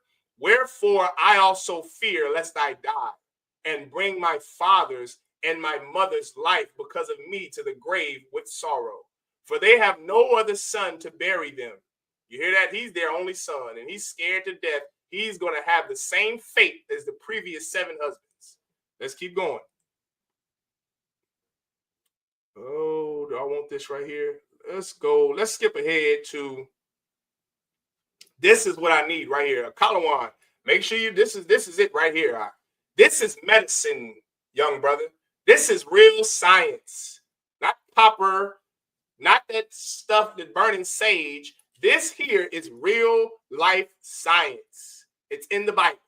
So for all of you nuts in the church that say science and the Bible don't agree with each other, science and the Bible is congruent. They're congruent. You understand? To Tobit chapter 6, verse 16. And when thou shalt come into the marriage chamber, thou shalt take the ashes of perfume and shall lay upon them some of the heart and liver of the fish, and shall make a smoke with it. Verse 17. And the devil shall smell it and flee away and never come again any more. But when thou shalt come to her, rise up both of you and pray to the Most High, which is merciful, who will have pity on you and save you. Fear not, for she is appointed unto thee from the beginning, and thou shalt preserve her, and she shall go with thee. Moreover, I suppose that she shall bear thee children. Now when Tobias had heard these things, he loved her, and his heart was effectually joined to her. Listen to that, brother. This is black love here, brother. I don't know what y'all looking at in the world. This brother here, and let that also be proof to what General Muhammad, like everything he says is right. Let this also be proof to what General Muhammad always says, that you can marry any sister. That whole notion in the world that she has to dress a certain way, look a certain way, be a certain way, brother, you can marry any sister. If Commander General Yahanna ordered you to marry this sister, you can marry this sister. All you need is the law of God, to honor the law of God. Be a man of character like Tobias. That's all you need, sister. You the same. You know, arranged marriages used to be a thing in Israelite. You didn't see who that woman was before you married her. She didn't know who the hell you were. Y'all's fathers got together, and that brother said, hey, Gabawar, hey, listen, brother, that sister right here, your daughter. Hey, listen, brother, that sister there, man, I got a son right here for your daughter when they get older. Time goes on, they get older. They're 24, 25. She's a pediatric neurosurgeon. He's a lawyer like Captain REI. Give him a hand. And the two of them, brother, they get married, and they married until they die. Arranged marriages don't get into divorce. Now, here you are arranging your marriage, looking at her body. Damn, she don't have the right body for me. She don't have the right body type for me. You're looking at a certain type of woman when you should be adhering to the law, statutes of God. The God of the Bible, those laws, statutes, and commandments of this Bible, that's what you should be focusing on. Before you know it, the Lord will send you a sister out. And the same goes for a sister. If you don't make your entire life about chasing men or chasing women, you could marry any sister or brother. It won't even matter. All you have to do is be compassionate, loving, caring, have some, forgiveness for each other. Remember that that's your sister, and remember he's your brother. That marriage is going to last forever. It'll be a one West UPK marriage, last forever. And listen, you too will be effectually joined to that sister the way that Tobias felt for this sister. She don't have to look a certain way and be, listen, you can marry this type of sister. All you have to do is be a man of character. Everyone understand? So here we go. So now, this angel of the Lord instructed Tobias to burn this incense that had the gall of the liver, the liver, the gall, and the heart that came out of this specific fish. He ordered him to burn this thing. He ordered him to, this is what you're going to do. This is science, brothers and sisters. This is medicine. And this was the point. This goes into my topic. This was the point of tonight. See, tonight, our people have such an irrational fear of medicine. We have such an irrational fear of doctors and of science. We absolutely are. We don't have a warranted fear. That's what irrational is. It's not, you don't have a reason to be afraid of medicine. You don't have a reason to be afraid of doctors and science. We listen to idiots on TikTok and Instagram all day that are not doctors and that are not scientists, and we formulate our miseducated opinion based off what some idiot says about real life science and medicine. What this scripture just described, what this verse just described, was medicine. This was medicine on how to get rid of schizophrenia. You know, there's medicine. There's a pill that wife of yours with schizophrenia, she can take a pill. She can pop a pill in her mouth that will be prescribed to her from a psychiatrist or doctor a clinical psychologist, and she will be able to take that pill, and the schizophrenia is gone now. Someone with bipolar disorder, some sister with bipolar disorder, she pops a pill that is prescribed from her from a legal doctor, and that bipolar disorder will go away. This is what we just read in the Bible. That's why this angel of God had Tobias take the liver, the gall, and the heart from that fish so that he could cure this demon that was on this sister, right? Now, that brings me into my topic. Let's keep going. Now, we are going to drop that. Let's go to Diane Downs, okay? Just real quick. I know I went over it a little bit if you join me in my Sunday's class this past Sunday. We're going to drop that. We're going to go to Diane Downs.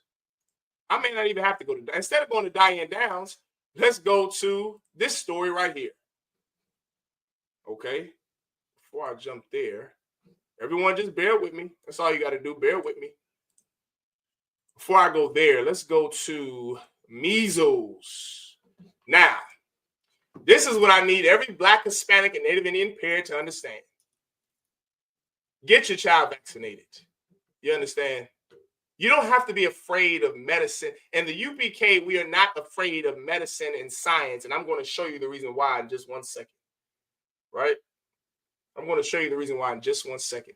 There's no reason to be afraid of science and doctors and medicine. Do you know what you should be afraid of if you're Black, Hispanic, and Native Indian? You should be afraid of death. That's what you should be afraid of. You should be afraid to die from your lack of knowledge, because that is what's going to happen to you and your children if you don't arm them with science and medicine against death, against disease, against viruses. Everyone understand?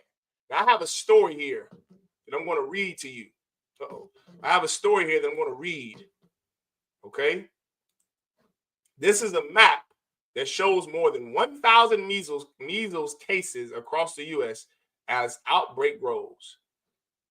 The United States has recorded the most measles cases in a single year since a 2019 wave, and the number continues to grow. And just to throw this out there, I wonder who the president of the United States was in 2019. I think his name was Donald J. Stupid Trump.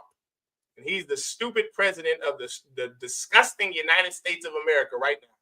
He's the same idiot and bastard that was in charge of the United States then. He's the same idiot that's in charge of the United States now. That's not a coincidence, Akim. It's not a coincidence that Donald Trump was the president of the United States when the first measles outbreak happened. And there's not a coincidence that he's the president of the United States when this measles outbreak happens. You understand? Let's keep going. And the number continues to grow. Centers for Disease Control and Prevention data shows the majority of the infections have been reported in an outbreak in West Texas that has led to the deaths of 2 children. The number of cases in Texas alone has grown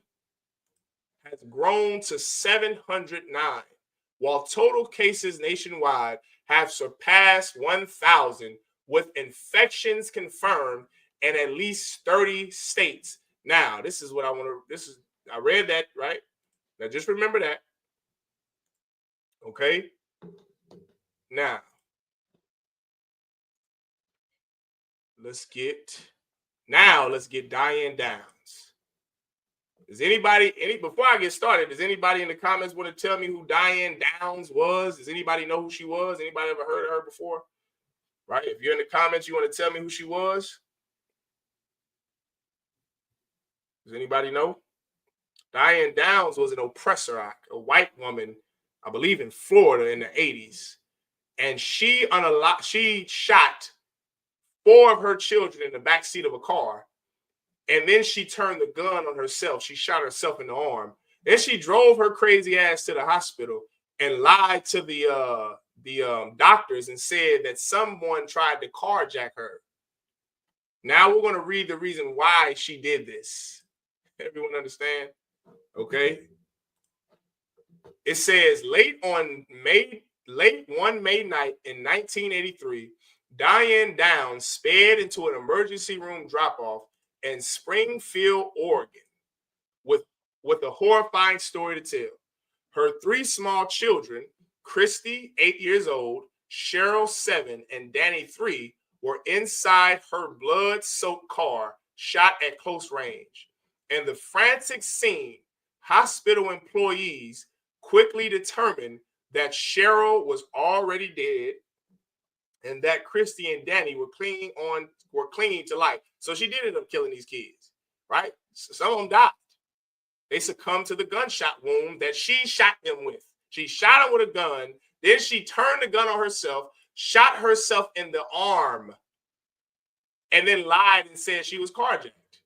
Now, remember, we just read about a sister in the Bible with a demon, Sarah, who had Asmodeus, a demon on her. This is another wicked, evil devil who had plenty of a legion of demons on her.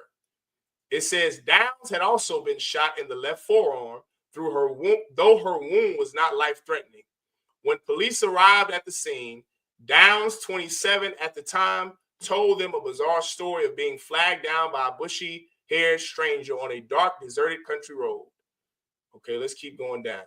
By this time, it was dark, and the kids were sleeping, and she drove down the road. A man stepped out from the bush. Okay, this is just her line. This is this devil right here.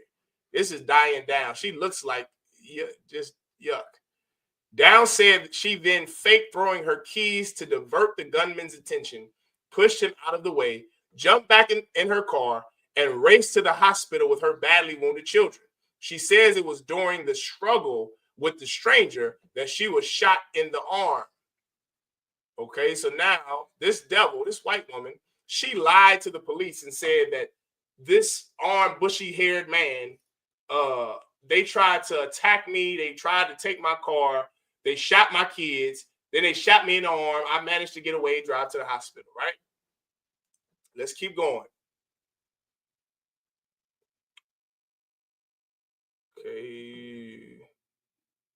Okay, within a month of the shootings with her 2 surviving children in the hospital, Downs began giving a series. Okay, not that one. That's not what I want. Let's keep going down. Let's keep going down. Okay, I think this is what I want. It says prosecutors laid out the evidence against Downs, all leading up to their star witness. After months of physical and mental therapy, Christy Downs was finally able to take the stand and tell what happened to her that horrible night. Her daughter testified against her. You understand? Downs was found guilty in June and sentenced to life in prison plus 50 years. Between the verdict and sentencing, the court recessed so that Downs could give birth to and she was pregnant at the time. Ain't that something? Okay, it don't say it in this article. I'm going to tell you the reason why she did it, right? Later on in life, she's still alive, by the way. This devil, Diane Downs, is still alive. She's in prison right now, rightfully so. She said that the reason why she shot her children was because the man that she was having an affair with at that time didn't want children and didn't like children. So irrationally, she just said, well, I mean, what the hell? You don't want children. So even though these are my children, I'm going to unalive them for you. Now, I need you to remember that as we continue to read about measles and the influenza outbreak for kids, and you not getting your kids vaccinated, right? Diane Downs was a crazy devil.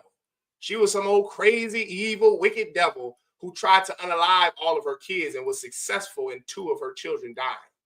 She's serving time the rest of her life in prison for that right now because she unalived her children based off of her stupid, irrational decision. Does everyone understand? Now, let's go to this story right here. I want you to watch this video.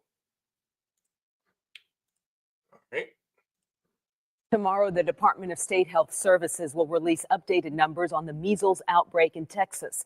So far, 1 child has died from measles here in Texas, and now we are hearing from her parents. Teresa Woodard joins us with their comments about the MMR vaccine, Teresa. Yeah, Cynthia, the parents said their daughter Kaylee was 6 years old when she died on February 26th. The organization that interviewed them and posted that interview online is extremely anti-vaccine. And the parents still are too. Her fever didn't want to go away. The interview with this mother and father began in English, but at times switched to German with a translator. They are part of the Mennonite community in West Texas, identified by the state as the center of a measles outbreak that's infected more than 300 people since January. Their 6-year-old daughter developed pneumonia, a side effect of measles. She was the first death recorded from measles in the U.S. in a decade. She was unvaccinated. Now, did y'all hear that? These 2 oppressors in Texas, I believe it said, they had a daughter, a little baby, sweet baby girl, just like Diane Downs. They had a sweet little baby girl, a little innocent daughter, some precious little girl. And she had pneumonia, right? And when she caught pneumonia, just like anyone who catches pneumonia, you can catch the influenza virus, you can catch the flu. And she ended up catching the flu. Her body is young. Her immune system can't fight off all of that disease and infection, right? They refused to give her a vaccination that would have saved her life. They refused. And their daughter died. Now, this is what I want you to see. This is what I need you to see. She says they would still say, don't do the shots. He was unvaccinated. She says they would still say, don't do the shots. There's doctors that can help with measles. They're not as bad as they're making it out to be. The nonprofit Children's Health Defense conducted the interview. Robert F. Kennedy. Oh, brothers, sisters, did y'all hear that? Their sweet little baby daughter died of measles from not being vaccinated. They refused her the vaccination. After their daughter died of measles, they said they would still not give her the vaccination if they had to do it over again. Knowing that she would die, knowing that the vaccine would have saved and spared her life, they still would not have given that daughter of theirs the vaccination. Brothers, sisters, I know Diane Downs is evil. I know she's evil and wicked and she's full of demons for unaliving her 3 kids for a man. What are these parents here? That's my question to you. What are they? Diane Downs is evil. She's stupid. She's evil. She's wicked. She should be in prison for her entire life, and she's currently in prison for her entire life. What about them? All right, what about them? They refuse the vaccinations. They oppose vaccines. So do you. They lost their daughter because they did not get their daughter vaccinated while she had pneumonia. Even though the doctors, the experts warned them, get your child vaccinated. She's going to get the measles. She's going to die of the measles. They said, no, we're not going to get them vaccinated. We're not going to get her vaccinated. She died. They said that if they had to go back and do it over again, they still would not get her the vaccination. What are they? That's what I need. Diane Downs is evil. I get that. She's terrible. She's psychotic. She has irrational fear, rational fear, whatever the hell. She's schizophrenic. She has a demon. What about them? What are they? If Diane Downs is evil, if Diane Downs is crazy, if Diane Downs is weird, if she deserves life in prison, the death penalty, what should happen to them? Here's my question to you. What should happen to you when you don't get your child vaccinated? You see that this little precious little daughter died from not being vaccinated. Your child is going to die from not being vaccinated. What should happen to you? If Diane Downs is evil and crazy and this should happen to her, she should be in prison. Well, doesn't that mean that you should be in prison too? Isn't that what that means? Shouldn't you serve time in prison for being a nut who doesn't believe in, who's going to get your child killed? Let me tell you something. Those 2 oppressors, they deserve to be in the same predicament as Diane Downs because they killed their daughter. They did. And now they're using some silly religious cop-out that a lot of these fake Israelite groups use to get out of serving time in prison because you refuse your child a vaccination because you're some idiot. Now you use religious beliefs because they're Mormon or some form of Mormonism, some silly Mormon religious Christianity, and now their daughter is dead because they refuse to give her a vaccination. They should have the same fate as Diane Downs, and so should you, because you put your children in danger of death. Don't you know as a parent, it's your job to stop trauma that comes to your child, to prevent trauma, to prevent death? As a parent, your job is to do everything to save your child. Not in America. Your dumbass refuses vaccinations for a child. You have multiple men come around your children that molest your children. You leave the father of your children. You do everything to put your child in danger, just like Diane Downs did. Diane Downs unalived and shot her kids. Andrea Yates drowned 5, 6 of her children to death. She drowned them, methodically drowned them.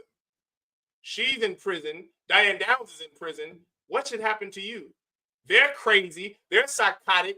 What does that say about you? What, are you scared of medicine and vaccines? Let's see what the Bible says about medicine and doctors and vaccines. There's no reason for you to have an irrational fear of something that God created. This is what Ecclesiasticus said. This is what the Bible says. Ecclesiasticus chapter 38, verse 1. Honor a physician with the honor due unto him for the uses which he may have of him, for the Most High hath created him. You nuts don't have to be afraid of doctors. You don't have to be afraid of science, which is what medicine is, science. You don't have to be afraid of medicine and needles and vaccines. God created the physician. Don't you understand that? God created the doctor. He created the neurosurgeon. He created the optometrist. He created the pulmonologist. He created the nurses. He created the pediatrician. He created them. He created the science that gave Tobias the knowledge to cure his wife of the demon Asmodeus. Just like he gave these doctors the knowledge and the wisdom and the science to cure your child of pneumonia and measles and influenza. Now, what are you going to do? Refuse their help? Refuse their care? The Bible says to honor a physician with the honor due unto him, for the uses which ye may have of him. What are the uses you have for a mechanic? He's going to fix your car. What are the uses you have for a plumber? He's going to unclog your toilet. He's going to change that P-trap under your sink. What are the uses you have for an electrician? He's going to make sure your power is on in your house. You aren't qualified to do it. So someone who has an expertise outside of yours has to do it. Well, the physician is the same way. The physician went to school for 15 goddamn years that you did not. He has a knowledge that you don't understand, that is in the science of saving people's lives, the science of helping people, of creating vaccines like immunologists, oncologists, virologists, microbiologists, that is going to save someone's lives, not to hurt them. You are afraid of life when you should be afraid of death. Everyone understand? You're afraid of the thing that's going to save your life, like a physician. You're not afraid of the weed that you smoke. You're not afraid to have men that are not the child's father around your children. You're not afraid to shoot up heroin. You're not afraid to try new drugs. You're not afraid to go on that girls' trip in Miami by yourself. You're not afraid to go to Dubai by yourself. You're not afraid of the thing that's going to kill you, unalive you. You're not afraid of that thing, but you are afraid of the thing that's going to give you life, that's going to help you live, that gives your children the chance of longevity. That you're afraid of. That's a demon, brother. That's a demon, sister. And you have it on you if you're afraid of vaccines and medicine. Let's keep going. For of the Most High cometh healing, and he shall receive honor of the king. The honor, the healing comes from God. If your child gets healed from cancer, or your child gets healed from, what did that child have? What the hell did that little girl have? What the hell was it called? Salakia. Measles. She had pneumonia and then succumbed to measles because her parents didn't give her a vaccine. If your child gets cured from measles and pneumonia and the influenza, it's the Lord that have done it. God saved your child through the hand of the doctor, the physician, the oncologist. God saved that child. The Bible says, for of the Most High cometh healing. Just like we just read about the sister Sarah and Tobit, the book of Tobit, that brother Tobias listened to the angel of God, and he was able to cure his new wife of a mental illness. with medicine, with science, the same way that your doctor and physician, your child's pediatrician, is going to save your child's life with medicine and science.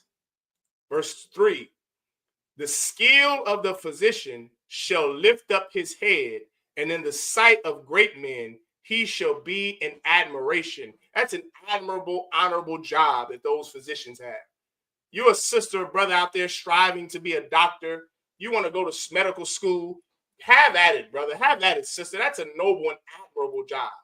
Unlike the world teaches you to be a rapper and a goddamn nail stylist and a hairdresser. There's nothing wrong with those professions. But it's something admirable about someone who will dedicate themselves to a discipline for 12 plus years to save someone else's life using science and the medicine that God created. That's an admirable job. You sisters too that are nurses, you RNs and C-techs and radiological technicians, that's also an admirable thing. You're in the field of science and medicine. It means what? You're saving people's lives. Unlike some professions that unalive people, like the profession of being a preacher or a lion-ass reverend, they're in the job of killing people. You're in the job of saving people. You're some politician. Your job is to lie to people, to manipulate people, not a doctor, not a physician. Their job is to be honest with you and their professional opinion to save your life. That's admirable, man. Who could deny that? Who could argue that? Verse 4, the Most High have created medicines. You hear that? This is the precept you need to Tobit chapter 4, verse 8 through 11. The Most High have created medicines out of the earth. You hear that? So Kalawan, the trooper that answered that question about this is medicine. That gall and that liver and that heart that Tobias was ordered by the angel of God to take out and save from that fish, that was medicine. The Lord created medicines. You're scared of medicine and vaccines and science. You're afraid of God then. You're afraid of the thing that's going to save your life. You're not afraid to eat too much mac and cheese. You're not afraid to have sex with whores unprotected. You're not afraid to go and vote. You're not afraid to go to a Trump rally. You're not afraid to have sex with white women. You're not afraid to get high, to smoke Swisher Sweets, Black & Milds, Newports, but you're afraid of medicine that God created. Listen, after Dylan Storm Roof unalived all of those black people in the Christian church, you Negroes still went to church.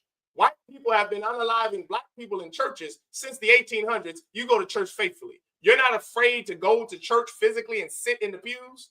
Don't you know a white man with an AR-15 is waiting outside of the church with a noose and a cross that's burning on your yard?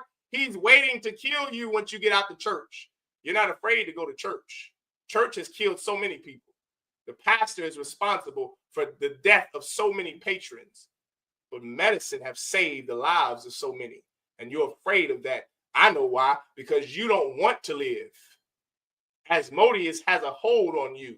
That demon has a hold on you. Satan has a hold on you. Our oppressor has a hold on you. They want you to die. And you just go right along with it. In the UPK, you're ordered to live. You cannot die. You don't have the right to die in the I.S.U.P.K. We find every way for you to live. And that the demon does not want. Let's keep going. The Lord hath created, the Most High hath created medicines out of the earth. And he that is wise will not abhor them. You understand? Here you are afraid of science and medicine and doctors. And God is the one who created them. The Bible says, if you're wise, you will not abhor them. You won't hate them. You won't despise them because they come from the Most High. And they're here to save you, to benefit you. Let's keep going. Verse 5. Was not the water made sweet with wood? You know what that is? That's more science, young man. Anyone know how to purify water? Officer Tazadot, Doc, give him a hand. In Hebrew Academy, he was teaching brothers how to purify dirty water for the last days. We were getting prepared for the last days, training men of God for the last days. You know how you purify water? You have to put it over wood charcoal, which is burnt wood. That's what the Bible is telling you to do. Just like the water was made sweet by purifying it over wood. Let's keep going. That the virtue thereof might be known. God is the one who created science, the science on how to purify water, the science on how to stop schizophrenia, the science on how to stop mental illness. God created that, man.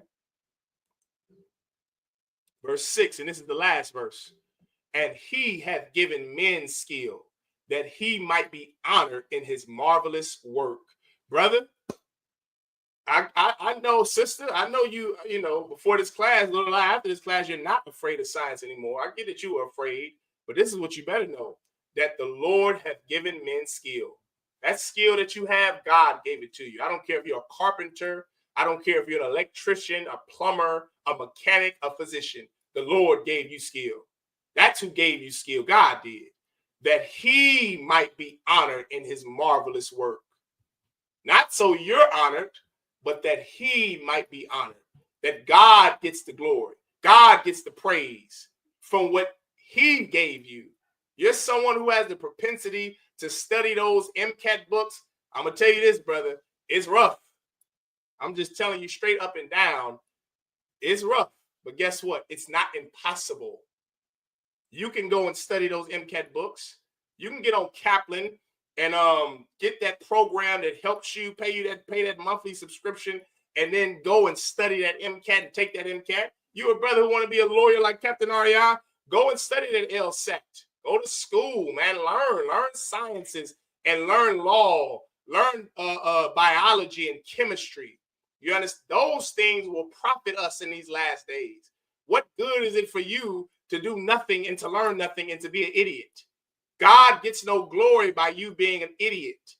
You're some stupid nut who doesn't know anything. What profit is that? What profit is that for God? How does he gain? How does he get honor off of your lack of knowledge? How does he profit? How is he honored from your inability to know something, from your ignorance? God isn't honored through your ignorance. He's honored that he may be honored in his marvelous works. His marvelous works aren't you being a dummy and being afraid of medicines and science. That's not how the Lord is honored. The Lord is honored by you going to undergrad, go to a college, go minor in chemistry, biology, neuroscience. Then you go on, take that MCAT, you pass that MCAT, that honors and glorifies the Lord. Then you go on to medical school. And you spend 4 years in medical school learning the basics of medicine and being a doctor. Then you go on to your residency. You want to be an orthopedic surgeon? That's 5-7 years plus a fellowship. You want to be a pediatric neurosurgeon? 7 years plus a 1-year fellowship. You want to be a family medicine doctor? 3 years of after medical school. You want to be a dentist? You do 4 years of dental school. Then you go on to be a dentist. That honors God. That's how God is honored, by you being able to break down case studies of how the synapse connects to this, and how the goddamn all of those case studies that you got to study and learn, and MCAT and chemistry and organic chemistry. You want to be an engineer? Go be an engineer, civil engineer, architectural engineer, structural engineer. You go be a mechanical, electrical engineer. You go master in that, get a PhD in that. Go be a professor and teach it to the young generation of our people. That honors God. You being a dummy, knowing nothing. What are you doing? How does that honor God? You only speak one language. You have no formal education. You barely speak English. How are you honoring the Most High God in your ignorance? You are not. He doesn't need you. Go be somebody that the Most High can use to benefit the work of the Lord and to benefit the people, his people, and to glorify his name. That you will be honored, and he will be too. Everyone understand? Now with that, I have to go ahead and close it out. All right. The water for joining with me tonight. Join us again this Saturday for Sabbath service, and then Sunday we have class. Our class is here in Kansas City. Sunday, Tuesday, Wednesday, and Saturday. We'll be adding more in the coming weeks, so stay tuned. With that being said,